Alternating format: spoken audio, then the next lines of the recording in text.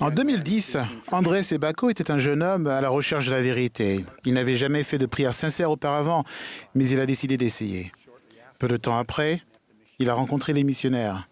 Ils lui ont remis une carte de prise de contact avec une photo du livre de Mormon. André a ressenti quelque chose et a demandé aux missionnaires s'ils voulaient bien lui vendre le livre. Ils lui ont répondu qu'il pouvait en avoir un exemplaire gratuit s'il venait à l'église.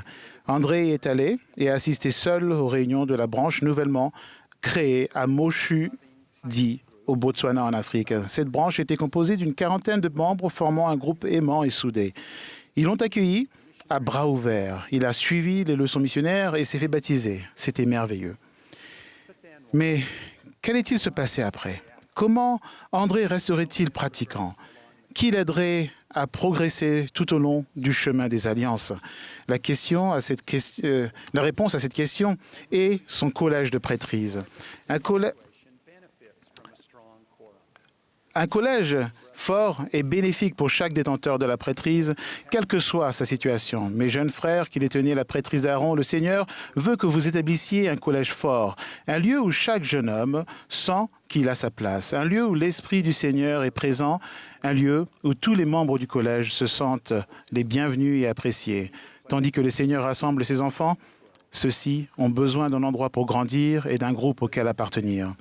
Chacun de vous qui êtes membre d'une présidence de collège, montrez la voie en cherchant l'inspiration et en suscitant l'amour et la fraternité entre tous les membres du collège. Vous veillez particulièrement sur les nouveaux membres, les membres non pratiquants et ceux qui ont des besoins particuliers. Grâce au pouvoir de la prêtrise, vous bâtissez un collège fort. Et un collège fort et uni fait toute la différence dans la vie d'un jeune. Lorsque l'Église a annoncé que l'apprentissage de l'Évangile se centrerait sur le foyer, certains membres ont pensé aux personnes comme André et se sont demandé « Qu'en est-il des jeunes qui viennent de familles où l'on n'étudie pas l'Évangile et dans lesquelles il n'y a pas d'atmosphère d'apprentissage et de mise en pratique ou en application de l'Évangile? Seront-ils des laissés pour compte? Non. Nous ne mettons personne sur la touche. Le Seigneur aime chaque jeune homme et chaque jeune fille. Nous, détenteurs de la prêtrise, nous sommes les mains du Seigneur. Nous sommes le soutien de l'Église aux efforts centrés sur le foyer. Lorsqu'au sein d'un foyer, le soutien est limité, les collèges de la prêtrise ainsi que d'autres dirigeants et amis veillent et aident chaque personne et chaque famille selon les besoins. Je l'ai vu à l'œuvre, je l'ai vécu. Quand j'avais 6 ans, mes parents ont divorcé et mon père a quitté ma mère, la laissant avec 5 jeunes enfants. Ma mère a commencé à travailler pour subvenir à nos besoins.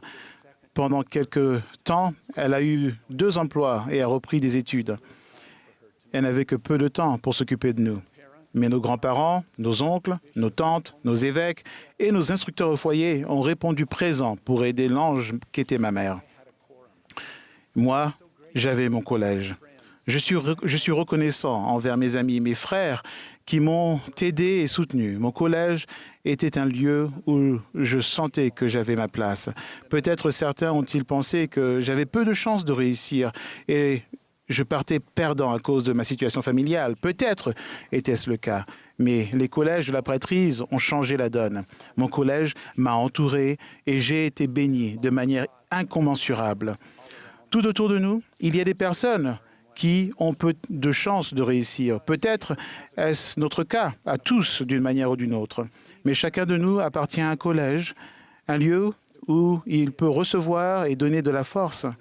Le collège, c'est tous pour un et un pour tous. C'est un lieu où, tout en servant Dieu, nous nous instruisons mutuellement, nous sommes au service de notre prochain et construisons une unité et une fraternité. C'est un lieu où se produisent des miracles. Je vais vous parler de certains miracles qui se sont produits au sein du collège d'André à Moshudi. Pendant que je raconte les faits, relevez les principes qui sont de nature à fortifier tous les collèges de la prêtrise qui les appliquent. Après son baptême, André a accompagné les missionnaires qui instruisaient 4 autres jeunes hommes qui se sont aussi fait baptiser. Maintenant, ils étaient 5 jeunes hommes. Ils ont commencé à se fortifier mutuellement et à fortifier la branche. Un 6e jeune homme, Tuso, s'est fait baptiser. Tuso a parlé de l'Évangile à 3 de ses amis et, peu de temps après, ils étaient 9 jeunes. C'est souvent ainsi que les disciples de Jésus-Christ sont rassemblés, quelques-uns à la fois, sur invitation de leurs amis. Jadis, quand André a trouvé le Sauveur, il s'est précipité auprès de son frère Simon et l'a conduit vers Jésus. De même, dès que Philippe est devenu disciple du Christ, il a invité son ami Nathanaël en lui disant « Viens et vois ».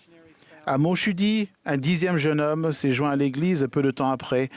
Les missionnaires ont trouvé le 11e et le 12e jeune s'est fait baptiser après avoir vu l'effet qu'avait l'Évangile sur ses amis.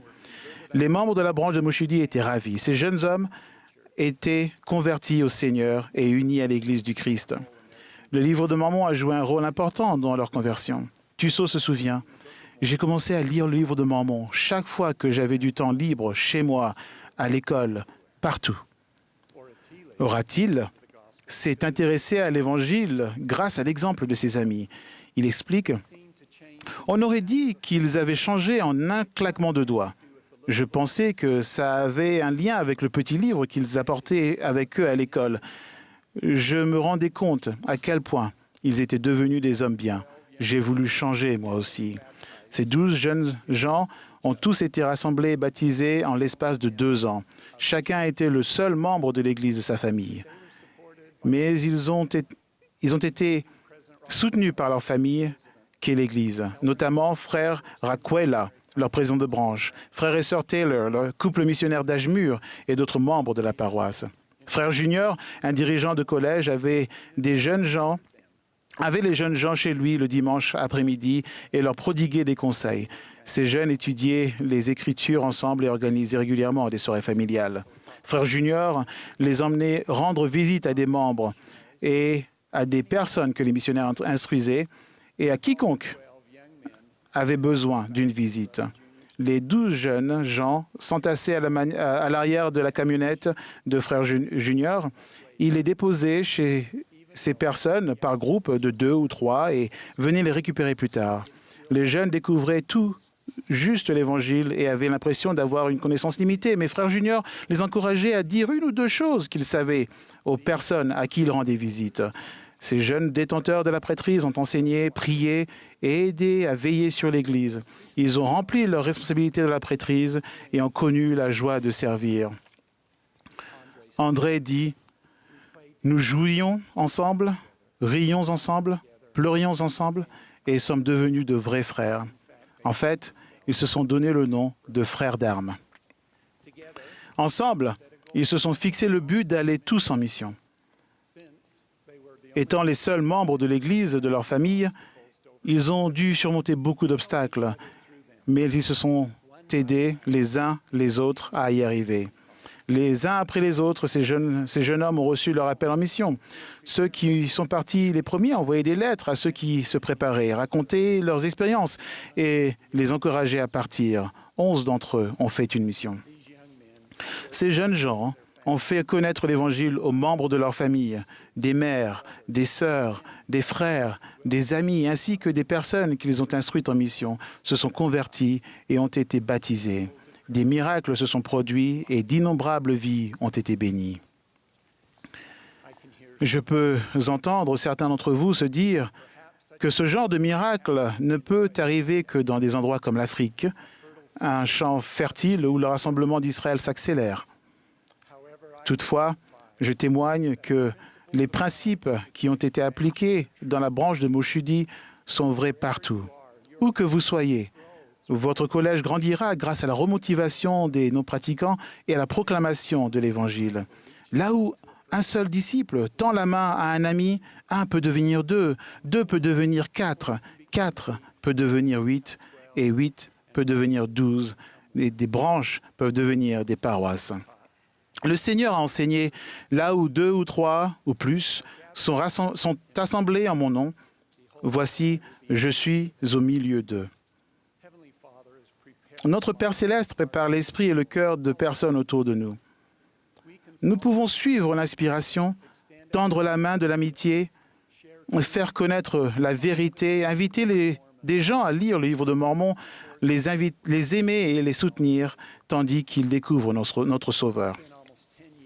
Cela fait près de 10 ans que les frères d'armes de Moshudi ont débuté leur voyage et ils sont toujours des frères d'armes.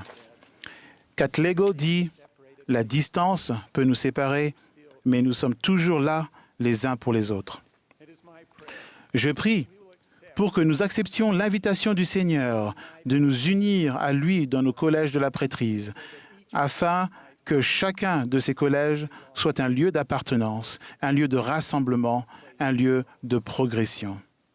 Jésus-Christ est notre Sauveur, et ceci est son œuvre. J'en témoigne au nom de Jésus-Christ. Amen.